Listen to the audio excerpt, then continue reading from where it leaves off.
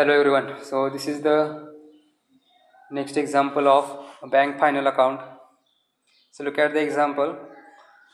From the following balances of Shivaji Bank Limited, Satara on 31st March 1996, prepare profit and loss account and balance sheet as on that date. आपल्याला 31 मार्च 1996चा Shivaji bank limited साताराचा trial balance दिलेला आहे आणि त्याच्या साहाय्याने profit and loss account आणि बॅलन्स शीट करायला सांगितलेले आहे. ओके, आता पर्टिक्युलर्समध्ये डेबिट बॅलन्सेस आणि क्रेडिट बॅलन्सेस दिलेले आहेत. त्याच्यामध्ये पहिला आहे equity share capital of ₹100 each, ₹50 paid up. Equity share capital दिलेलं आहे, ₹100 एक शेअर आहे, त्यातलं 50 पेड अप होऊन 4 लाख कॅपिटल झाले.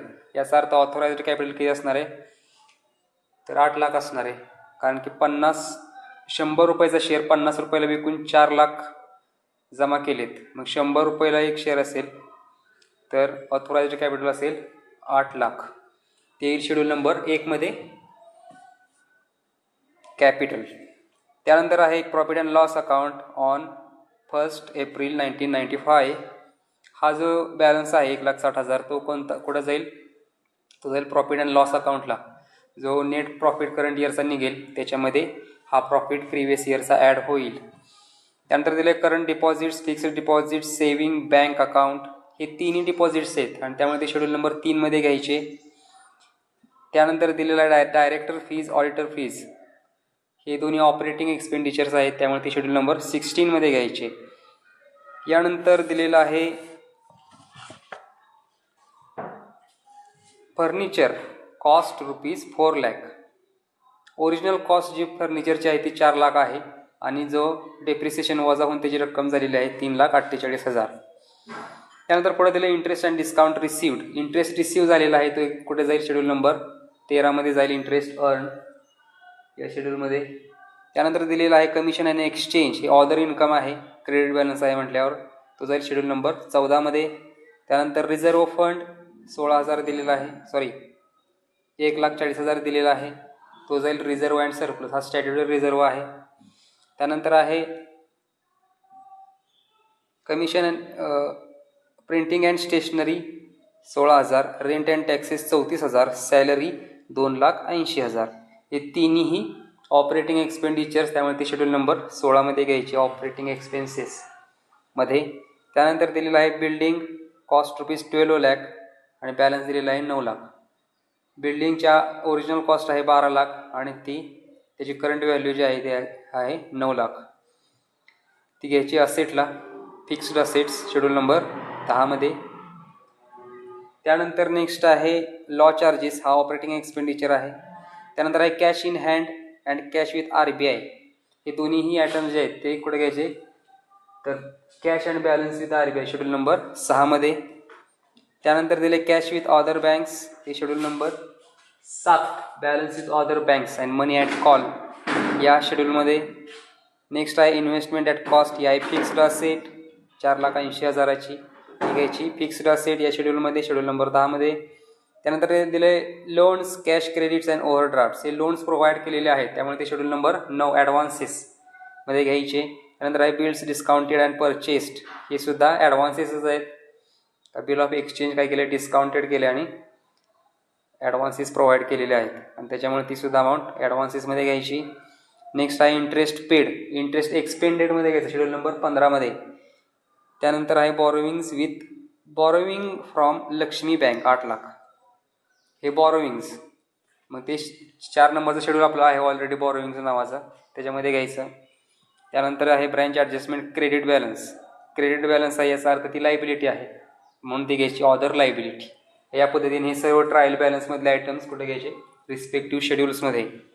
आणि त्यानंतर आपल्याला दिलेले आहे खाली ॲडिशनल इन्फॉर्मेशन. बघा, following additional information is available. First, the bank has accepted on behalf of the customers bill worth ₹6 lakh against the security of 7,60,000 lodged with the bank. बँकेने काय केलेलं आहे, तर कस्टमर्सचे बिल्स जे 6 लाख रुपयाचे आहे ते घेतलेले आहेत अगेन्स्ट द सिक्युरिटी ऑफ 7,60,000, बरोबर. म्हणजे हे जे बिल्स आहेत ते 6 लाख रुपये यांचे मनी पे केलेलं आहे, त्याच्यावर सिक्युरिटीसुद्धा घेतलेली आहे. बरोबर. आता ही अमाऊंट रिसीव्ह होईल न होईल ही फक्त ॲडिशनल इन्फॉर्मेशन दिलेली आहे. याचा इफेक्ट कुठे होईल बॅलन्स शीटमध्ये, तर हे फक्त घ्यायचं कॉन्टिंजंट लायबिलिटीला. बरोबर. फक्त सांगितलेलं आहे की बिल एवढे एवढे घेतलेले आहेत आणि सिक्युरिटी एवढी घेतलेली आहे. बरोबर. आणि त्याच्यामुळं ती काही लायबिलिटी आहे की नाही हे माहीत नाही अजून, त्यामुळे ती कॉन्टिंजंट लायबिलिटी असेल. नेक्स्ट दिलेलं आहे rebate on bills discounted ₹22,000. Rebate आहे बिल डिस्काउंटेडचा. आपण नेहमीप्रमाणे जे ह्याची ॲडजस्टमेंट करतो त्या पद्धतीने करायचं. काय करायचं तर शेड्यूल नंबर 13 जे आहे इंटरेस्ट अर्न, त्यातून ही अमाऊंट लेस करायची. इंटरेस्ट अर्नमध्ये आपण काय घेतो तर इंटरेस्ट या वर्षी जमा झालेला आणि डिस्काउंट जमा झालेला. बरोबर. पण डिस्काउंट जर पुढच्या वर्षाचा असेल तर तो असतो रिबेट ऑन बिल्स डिस्काउंटेड. पुढच्या वर्षाचा जर इन्कम आला असेल तो लेस करावा लागतो आणि त्यामुळे तो शेड्यूल नंबर 13मधून 22,000 वजा करायचे आणि दुसरा इफेक्ट कुठे घ्यायचा शेड्यूल नंबर 5 अदर लायबिलिटीज. त्यानंतर तिसरी ॲडजस्टमेंट दिली provide depreciation on building at 10% and furniture 5% on cost. आता फर्निचरची कॉस्ट व्हॅल्यू 4 लाख दिलेली आहे, ट्रायल बॅलन्स दिलेला आहे 3,48,000. याचा अर्थ कॉस्ट व्हॅल्यू 4 लाखवरच डेप्रिसिएशन 10% चार्ज करायचं. तसंच बिल्डिंगची सुद्धा कॉस्ट व्हॅल्यू दिलेली आहे ब्रॅकेटमध्ये, त्याच्यावरच आपल्याला काय करायचे डेप्रिसिएशन चार्ज करायचं आहे. मग इफेक्ट काय येतील तर फिक्स्ड असेट्समधून डेप्रिसिएशन वजा करायची त्या रिस्पेक्टिव्ह असेट्समधून. दुसरा इफेक्ट घ्यायचा ऑपरेटिंग एक्सपेंडिचर, कारण डेप्रिसिएशन हे ऑपरेटिंग एक्सपेंडिचर आहे. आणि त्यानंतर शेवटची मग ॲडजस्टमेंट दिलेली आहे की provide ₹6,000 for bad and doubtful debts. RDD दिलेला आहे. RDDचं आपण काय करतो पहिलं म्हणजे लोन्समधून वजा करतो शेड्यूल नंबर 9मधून, आणि दुसरं इफेक्ट घेतो प्रॉफिट अँड लॉस अकाउंटला. प्रॉफिट अँड लॉस अकाउंटला प्रोव्हिजन्स अँड कॉन्टिंजन्सीज जे असते एक्सपेंडिचर या हेडिंगखाली, त्याच्यामध्ये आपण ते अमाऊंट घेतो. असे 2 इफेक्ट्स घेतो. तर या पद्धतीने आपल्याला 4 फक्त ॲडजस्टमेंट दिलेले आहेत. मग आपण हे एक्झाम्पल काय करू सॉल्व करूया. आता बघा ट्रायल बॅलन्समधल्या सर्व अमाऊंट पहिल्यांदा आपण रिस्पेक्टिव्ह शेड्यूलमध्ये पोस्ट करू. पहिल्यांदा दिलं equity share capital of ₹100 each. ते घ्या शेड्यूल नंबर 1मध्ये ऑथोराइज्ड कॅपिटल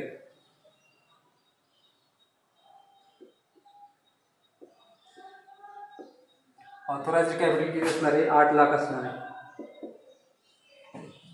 बरोबर. 8,000 इक्विटी शेअर्स ऑफ ₹100 ईच. आणि कॉल्डअप आणि पेडअप कॅपिटल किती असणार आहे ₹50 पर शेअर अमाऊंट काय केली पेडअप केलेली आहे. म्हणजे 8,000 equity shares of ₹50 8×5 40 he amount काय असणार आहे पेडअप कॅपिटल असणार आहे. 4 लाख रुपये जे आपल्याला ऑलरेडी फर्स्ट आयटम ट्रायल बॅलन्समधला त्याच्यामध्ये दिलेला आहे. त्यानंतर नेक्स्ट आहे profit and loss account on 1/4/95. तो प्रॉफिट अँड लॉस अकाउंटला घ्यायचा प्रॉफिट, तो काही इथे शेड्यूलमध्ये येणार नाही. त्यानंतर दिले करंट डिपॉझिट्स 13,64,000 ते शेड्यूल नंबर 3मध्ये.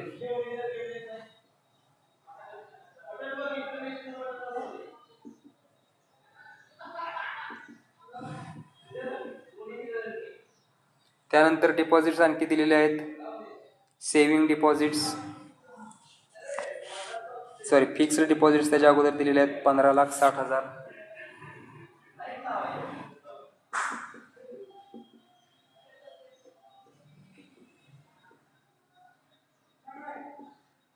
त्यानंतर सेविंग डिपॉझिट्स दिलेत, त्याची अमाऊंट किती आहे 10,26,000. त्यानंतर नेक्स्ट दिलेला आहे director fees 18,000, auditor fees 4,000. Operating expenditure आहे.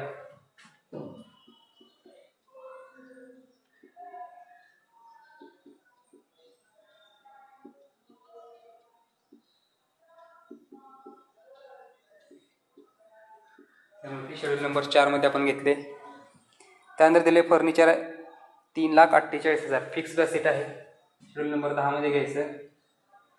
फर्निचर 3,48,000. पण कॉस्ट व्हॅल्यू त्याच्या कंसामध्ये दिलेली आहे 4 लाख. डेप्रिसिएशन कॉस्ट व्हॅल्यूवर सांगितले म्हणून 4 लाखवर चार्ज करायचं, 3,48,000वर करायचं नाही. तर 3,48,000मधून ती अमाऊंट वजा करायची. त्यानंतर पुढे दिलं interest and discount received. Interest receive झालेला आहे 8,40,000. मग ते शेड्यूल नंबर 13 मध्ये इंटरेस्ट अर्न 8,40,000. आता ही अमाऊंट जी आहे ती इनर कॉलमला घ्यायची, त्यांना जे ॲडजस्टमेंट आहे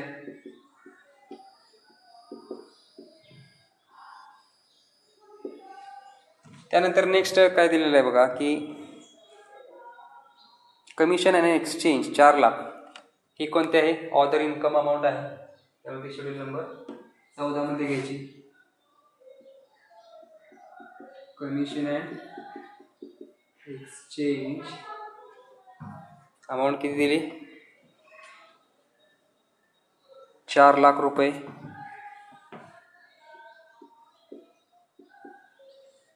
त्यानंतर नेक्स्ट अमाऊंट दिली रिझर्व फंडची 1,40,000. ठीक आहे, शेड्यूल नंबर 2 मध्ये रिझर्व फंड इयरला घ्यायचे, कारण त्याच्यामध्ये करंट इयरचा बॅलन्स स्टॅट्युटरी रिझर्व फंड हा ॲड करायचा आहे. आता मागच्या एक्झाम्पलमध्ये आपण 20% घेत होतो, पण आता तो रेट बदललेला आहे, 25% घ्यायचा आहे. त्यामुळे प्रत्येक एक्झाम्पलमध्ये ते तेवढी दुरुस्ती करायची. प्रत्येक ठिकाणी 25% स्टॅट्युटरी रिझर्व नेट प्रॉफिटच्या घ्यायचा. त्यानंतर नेक्स्ट दिलेलं आहे printing and stationery, rent and taxes and salary. हे सर्व ऑपरेटिंग एक्सपेंडिचर्स आहेत, त्यामुळे ते शेड्यूल नंबर 16 मध्ये घ्यायचे. प्रिंटिंग अँड स्टेशनरी,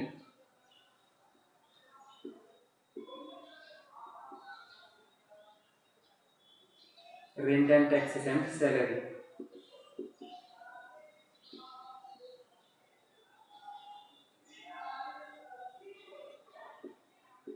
$16,000 आहे, 34,000 आहे आणि 2,80,000 आहे. त्यानंतर नेक्स्ट दिलेलं आहे बिल्डिंग 9 लाख. ठीक आहे, फिक्स्ड असेटमध्ये इनरलाच घ्यायचं, कारण त्याच्यावर डेप्रिसिएशन आपल्याला वजा करायचा आहे. त्यानंतर आहे लॉ चार्जेस 6,000 ऑपरेटिंग एक्सपेंडिचर आहे.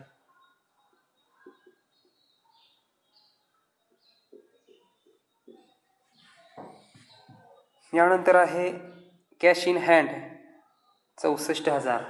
शेड्यूल नंबर 6 मध्ये कॅश इन हँड 64,000. त्याच्या खाली कॅश विथ RBI अमाऊंट दिली 14 लाख. ती स्वतःच घ्यायची. कॅश विथ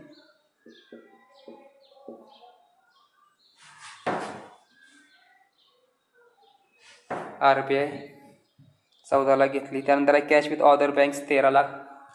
त्याचं शेड्यूल नंबर आहे 7, त्याच्यामध्ये घ्यायची. Cash with other banks 13 lakh रुपये. नेक्स्ट आहे इन्व्हेस्टमेंट ॲट कॉस्ट 4,80,000. इन्व्हेस्टमेंट हे जे शेड्यूल आहे शेड्यूल नंबर 8, त्याच्यामध्ये ही अमाऊंट घ्यायची. अमाऊंट किती? 4,80,000. Investment at cost. नेक्स्ट आहे loans, cash credits and overdrafts 12 lakh. ते ॲडव्हान्सेस आहेत, त्यामुळे ते शेड्यूल नंबर 9 मध्ये घ्यायचे. Loans, cash credit and advances amount किती आहे? 12 लाख रुपये.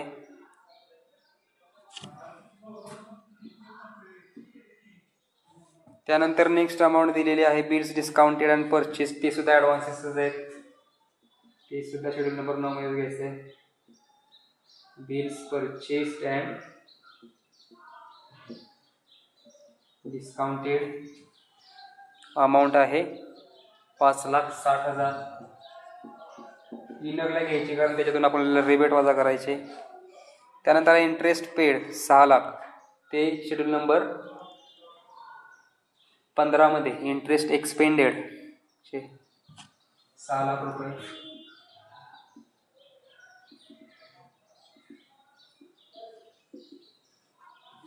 त्यानंतर नेक्स्ट आहे बॉरोविंग्स फ्रॉम लक्ष्मी बँक 8 लाख, ती शेड्यूल नंबर 4 बॉरोविंग्स.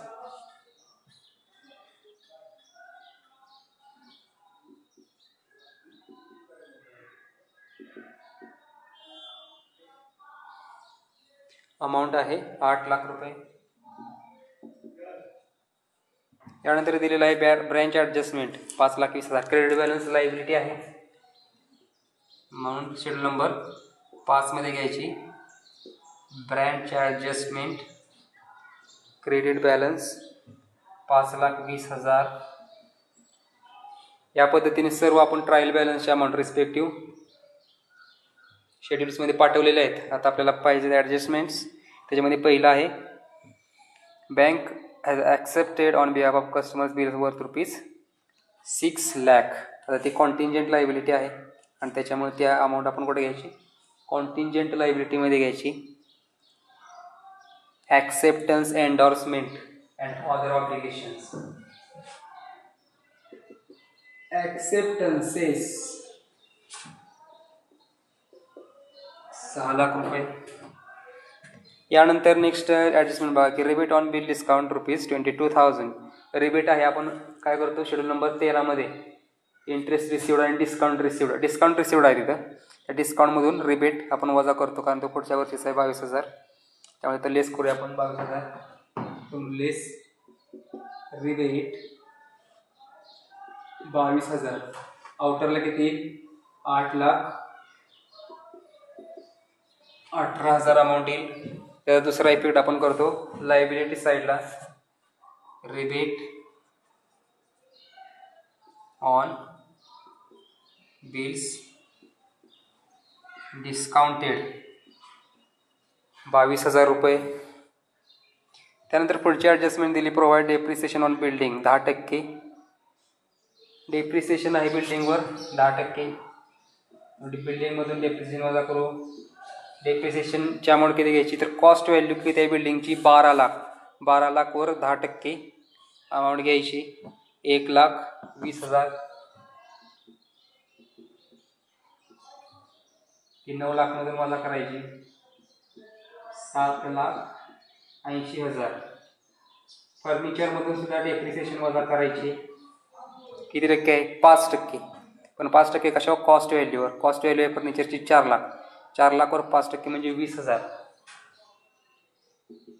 मग ती अमाऊंट 20,000 3,48,000 मधून वजा करू 3,28,000. आणि ते दुसरा इफेक्ट शेड्यूल नंबर 16 मध्ये डेप्रिसिएशन फर्निचरचं आहे 20,000. बिल्डिंगचं आहे 1,20,000. आउटरला येईल 1,40,000. यानंतर पुढचे adjustment provide ₹6,000 for bad and doubtful debts. Bad and doubtful debts आपण काय करतो लोन्समधून वजा करतो अमाऊंट. लोन्स आहे तिथं ॲडव्हान्सेस, तिथनं आपण वजा करायची अमाऊंट. बिल्स डिस्काउंटेडमधून करायची नाही, ठीक आहे, ती करायची लोन्स अँड ॲडव्हान्सेसमधून.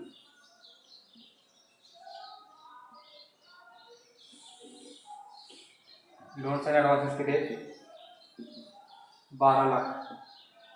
त्यातून less RDD bills and discounted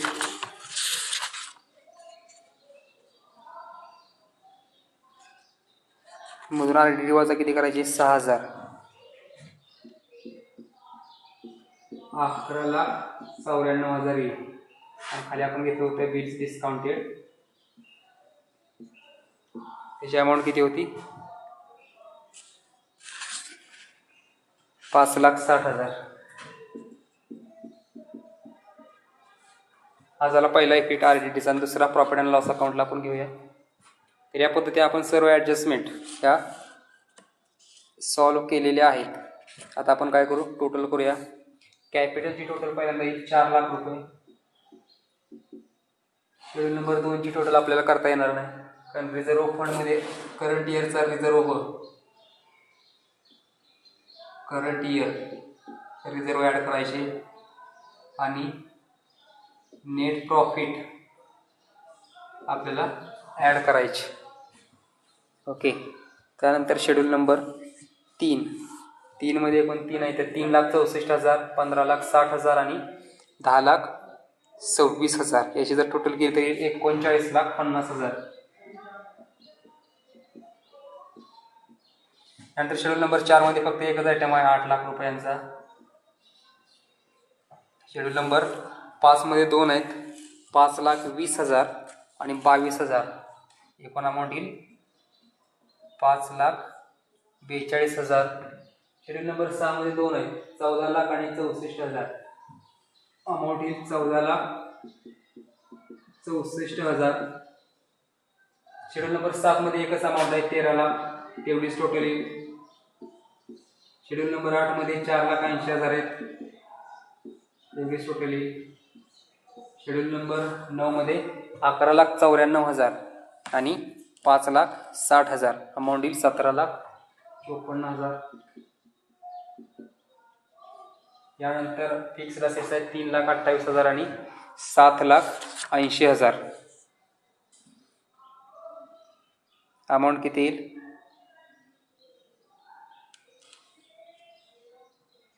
amount येईल 11,08,000. ऑदर असेट्स काही नाही आहेत, त्याच्यामध्ये डॅश नील अमाऊंट. शेड्यूल नंबर 12ची येईल 6,00,000. शेड्यूल नंबर 13ची येईल 8,18,000. शेड्यूल नंबर 14ची येईल 4,00,000. शेड्यूल नंबर 15ची 6,00,000. शेड्यूल नंबर 16 राहील. शेड्यूल नंबर 16ची जर टोटल केली तर ते येईल 4,98,000.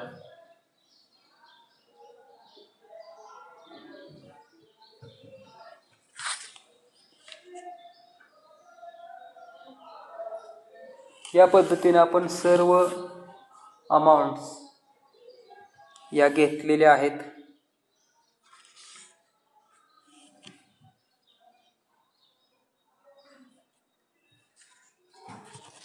यानंतर आपल्याला काय करावं लागेल, सर्व शेड्यूल्स क्लोज केले, फक्त शेड्यूल नंबर 2 राहिले, ते आपण क्लोज करू. प्रॉफिट अँड लॉस अकाउंट तयार केल्यानंतर मग त्यासाठी प्रॉफिट अँड लॉस अकाउंट तयार करावं लागेल आणि बॅलन्स शीट तयार करावी लागेल. मग आपण तयार करूया.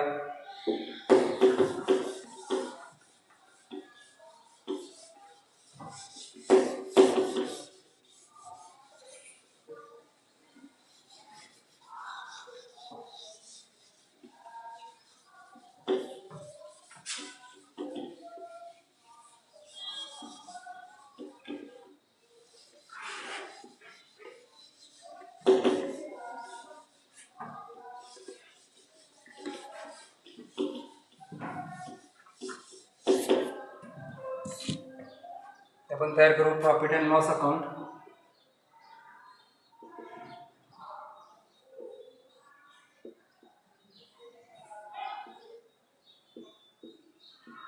For the year ended, year कोणता आहे 31/3/96.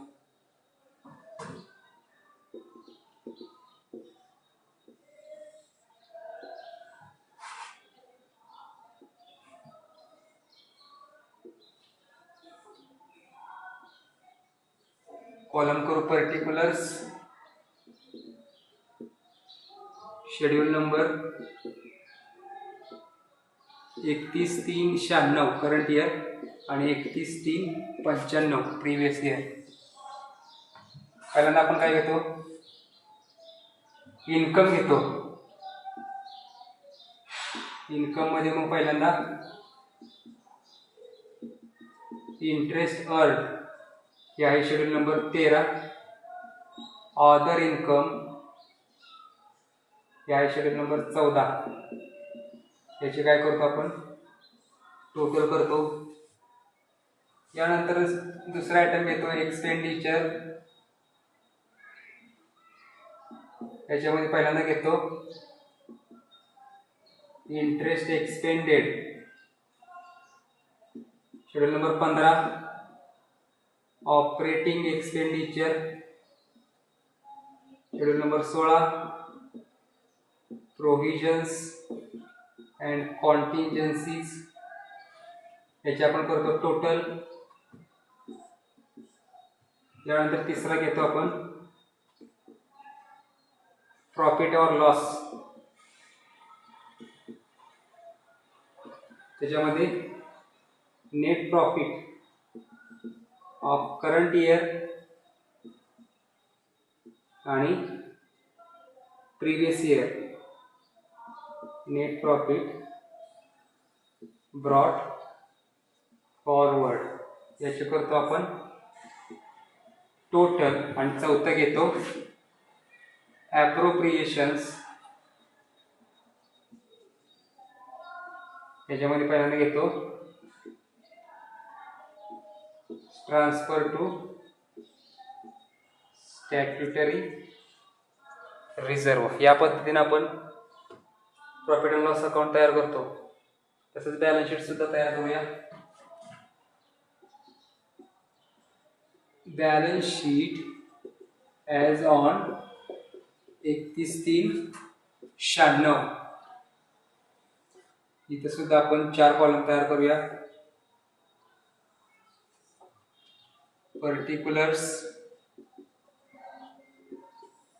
शेड्यूल नंबर 31/3/96 आणि 31/3/95. पहिल्यांदा घेतो आपण लायबिलिटीज. त्याच्यामध्ये पहिल्यांदा घेतो capital schedule number 1. Reserve and surplus schedule number 2. Deposits schedule number 3. Borrowings schedule number 4 आणि अदर लायबिलिटीज शेड्यूल नंबर 5. याचे आपण टोटल करतो. यानंतर आपण घेतो असेट्स. त्याच्यामध्ये cash and balance with RBI schedule number 6 आहे. Cash with other banks and money at call schedule number 7 आहे. त्यानंतर आहे investment 8 number. Advances 9 number. Fixed assets 10 number. Other assets 11 number. याचे आपण करतो टोटल आणि खाली घेतो कॉन्टिंजेंट लायबिलिटीज शेड्यूल नंबर 12. या पद्धतीने आपण करतो बॅलन्स शीट तयार. मग आता आपण काय करूया, सर्व जे शेड्यूल्समधले बॅलन्सेस आहेत ते आपण ट्रान्सफर करूया बॅलन्स शीटला. पहिल्यांदा आहे शेड्यूल नंबर 1 कॅपिटल. कॅपिटल आपण क्लोज केले 4 लाख रुपयांना. ते कॅपिटलचे पुढे अमाऊंट घेऊ 4 लाख. त्यानंतर रिझर्व अँड सरप्लस काय आपण टोटल केले नाही. शेड्यूल नंबर 3 ची टोटल केली 39,50,000. शेड्यूल नंबर 4 ची टोटल केली 8 लाख. शेड्यूल नंबर 5 ची केली 5,42,000. शेड्यूल नंबर 6 ची केली 14,64,000. शेड्यूल नंबर 7ची केली 13 लाख, 8ची 4,80,000.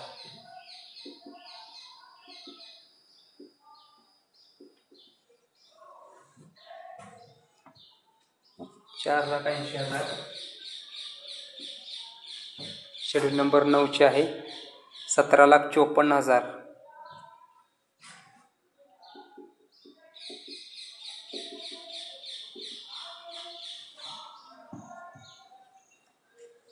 शेड्यूल नंबर 10चे आहे 11,08,000 आणि अदर असेट्स काही नेले. 12चे आहे 6 लाख रुपये. त्यानंतर शेड्यूल नंबर 13 8,18,000. शेड्यूल नंबर 14ची टोटल आपण केली होती ती आली ती 4 लाख. शेड्यूल नंबर 15ची केली होती 6 लाख. शेड्यूल नंबर 16ची केली होती 4,98,000.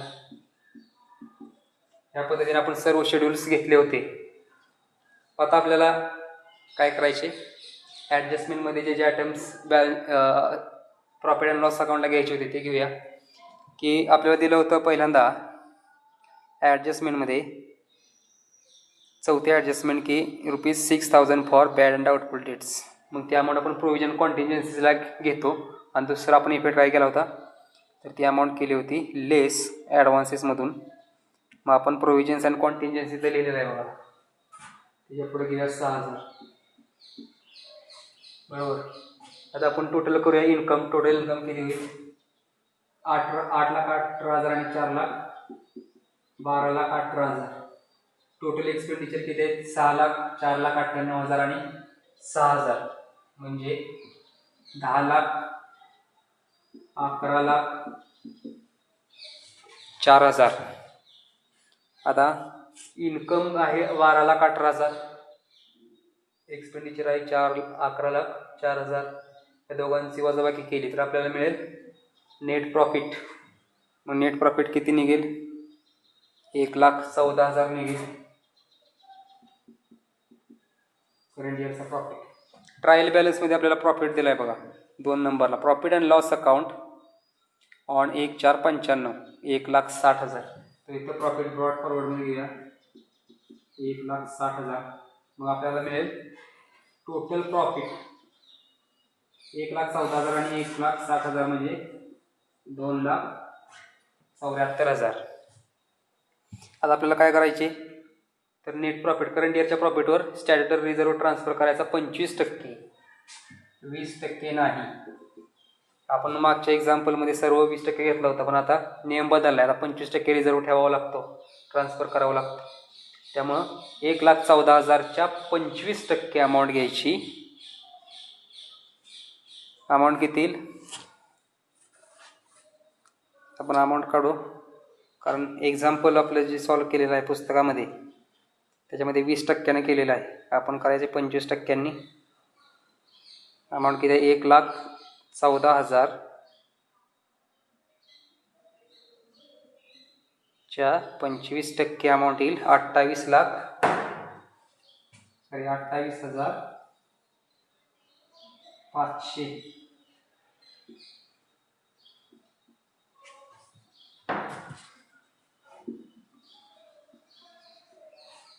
ओके.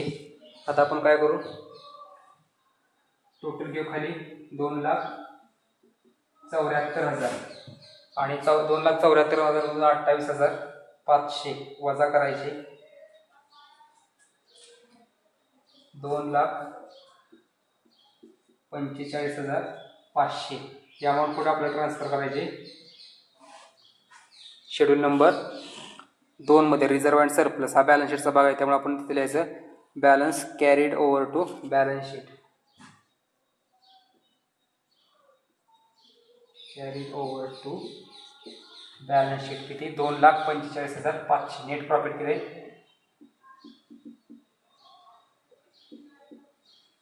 2,45,500.